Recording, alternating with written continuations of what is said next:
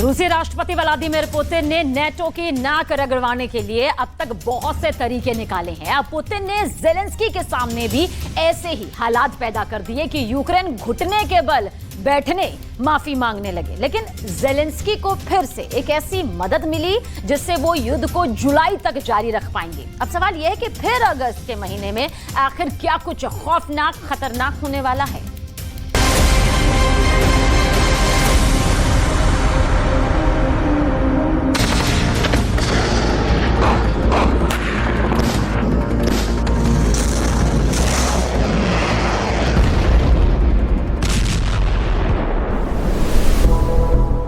नीचे जमीन पर खड़ा है पुतिन का T-72 टैंक और ऊपर से वीडियो बना रहा है जेलेंस्की का ड्रोन।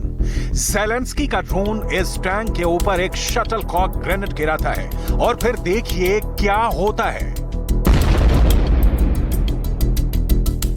छोटा ग्रेनेड छोटा धमाका करता है, टैंक के अंदर आग लगनी शुरू हो जाती है। टैंक में इतनी जबरदस्त आग लगती है कि टैंक के सभी दरवाजों और उसकी बैरल यानी तोप से भी आग निकलने लगती है। पुतिन का टैंक कमांडर और अंदर बैठे बाकी सैनिक भी मोम की तरह पिघल जाते हैं। यह हमला जेलेंस्की के काउंटर अटैक का हिस्सा था जो बखमूत से 7 किलोमीटर दूर किया गया। टैंक में लगी ऐसी आग बताती है कि कैसे युद्ध की सबसे खतरनाक मशीन जलती हुई भट्टी बन जाती है। जेलेंस्की ऐसे ही वीडियो बनाकर पुतिन को पीछे धकेलना चाहते हैं। लेकिन क्या ये इतना आसान है? क्या अगस्त तक वो बखमूत क्या यूक्रेन के बाकी हिस्सों को भी जेलेंस्की इसी तरह आजाद करा पाएंगे? क्या एक शटलकॉक ग्रेनेड जेलेंस्की को युद्ध जिता सकता है? या जेलेंस्की को चाहिए बड़े बड़े हथियार जैसे टैंक, तोप और फाइटर जेट? इसमें जेलेंस्की को टैंक भी मिले हैं, तोप भी मिली हैं, लेकिन फाइटर जेट वाली डिमांड अब भी अटकी पड़ी है।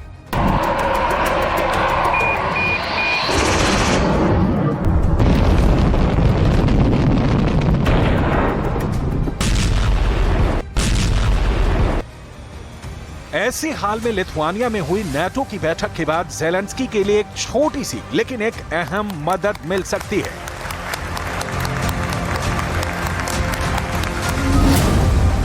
क्योंकि सिर्फ जर्मनी ने 6,500 करोड़ के हथियार देने का वादा किया है। इसमें अमेरिका में बने 2 पैट्रियट एयर डिफेंस सिस्टम है जो जर्मनी अपनी सेना से लेकर यूक्रेन भेजेगा। इसमें 40 मॉडर्न बख्तरबंद गाड़ियां हैं।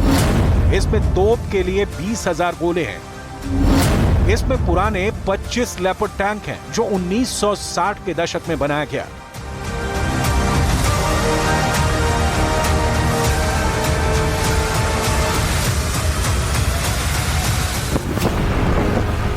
यानी यूक्रेन को कबाड़ के हथियार दिए जा रहे हैं जो पुराने हैं, जिनको जर्मनी खुद भी हटाना चाहता है। ऐसे में जर्मनी से मिले इस गिफ्ट को लेकर क्या जेलेंस्की को खुश होना चाहिए? क्या ये छोटी सी राहत उनको काउंटर अटैक में मदद करेगी? जेलेंस्की शायद नहीं जानते कि 20,000 गोले तो उनकी फौज 4 दिन या ज्यादा से ज्यादा 1 हफ्ते में दाग कर खत्म कर देगी। ऐसे में जेलेंस्की उसके बाद क्या करेंगे? जेलेंस्की युद्ध जीतने वाली जो गारंटी बार बार देते हैं वो कितनी खोखली है, ये पुतिन बहुत अच्छी तरह से जानते हैं। पुतिन ने जेलेंस्की को मिलने वाली मदद में कटौती का सीधा रिश्ता क्लस्टर बम से निकाला है।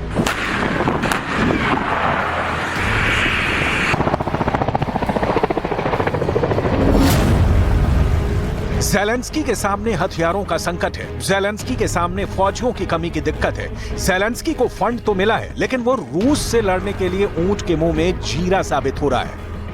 इसीलिए यूक्रेन की सेना के सामने मरता क्या न करता वाले हालात हैं। वो शटलकॉक ग्रेनेड से लेकर हर उस जुगाड़ वाले हथियार को आजमा रहा है जो पुतिन की सेना को नुकसान पहुंचाए।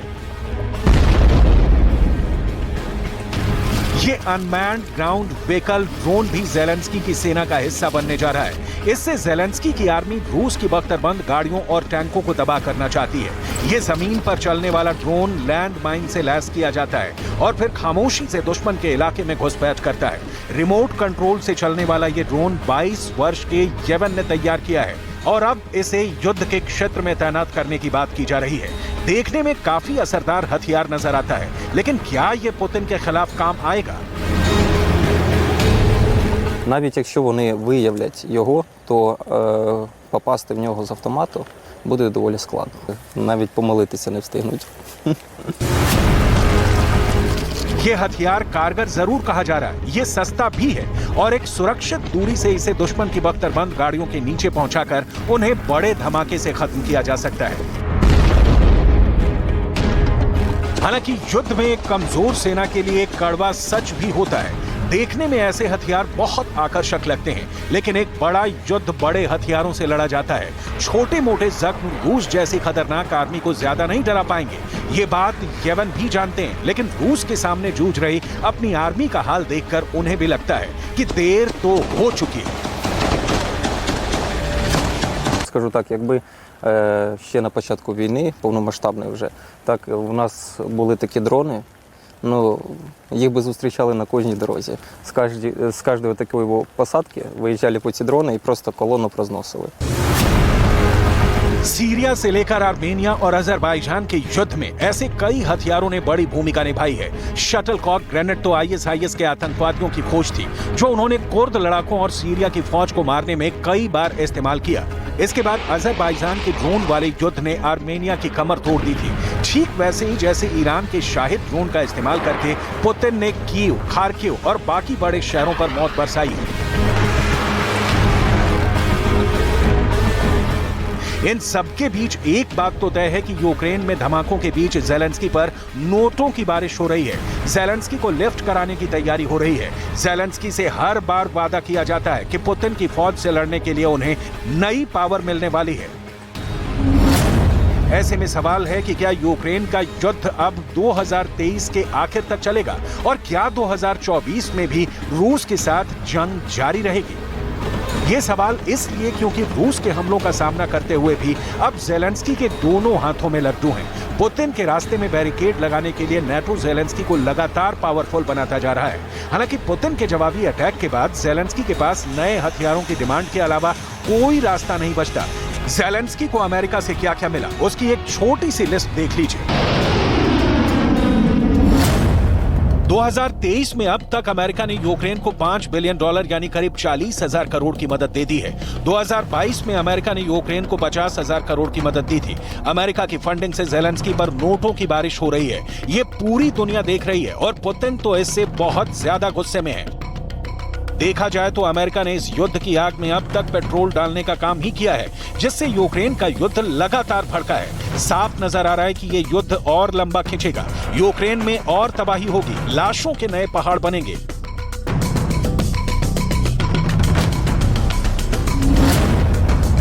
नाटो की मीटिंग से पहले ही बाइडन व्हाइट हाउस में उस कागज पर दस्तखत कर चुके हैं जिसमें ज़ेलेंस्की के नाम 10,000 करोड़ रुपए के हथियार देने का ऐलान किया गया। ये बाइडन की तरफ से मिला 10,000 करोड़ का बारूदी पैकेज है, जिसने युद्ध का फ्यूल मीटर फिर से टॉप अप कर दिया है। यानी ज़ेलेंस्की के हथियारों वाला गोदाम फिर से भरने वाला है।